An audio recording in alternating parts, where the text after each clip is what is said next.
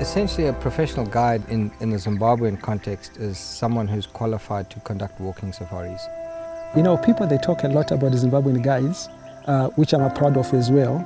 I'm a professional guide because the type of training that we do, it's way, way better than the training which is done in other countries. With the Zimbabwean system, on average, it's taking people between 5 and 7 years to qualify as a professional guide. Well, that's almost the same amount of time it takes to qualify as a doctor. With the process that professional guides have to go through, you do find that it is always the guys that are passionate about wildlife and passionate about what they do that will see through those years to get their full license.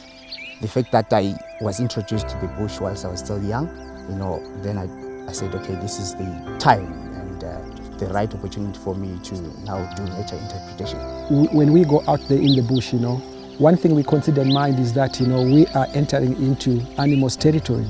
The idea behind the training and the apprenticeship is to ensure that the guide is completely prepared for any sort of eventuality. If something goes wrong when you're on a walk, which could be maybe walking into a buffalo that's been wounded by a lion, it could be walking into an elephant that has a poacher's snare on its foot, it could be anything.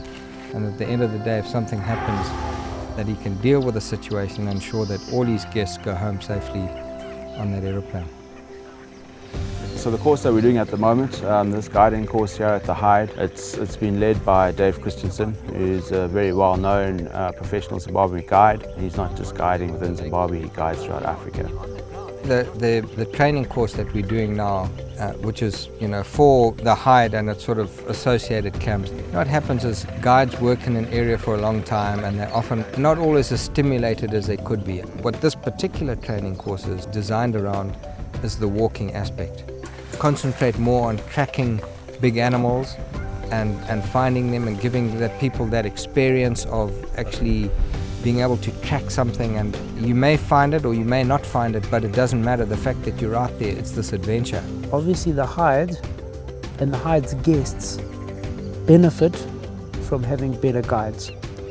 You can be a professional guide for years, but you can get rusty if you don't actually, do refresher courses like what we did. It's really very important, even for people who have been guiding for many years, they've got to do a thing like this.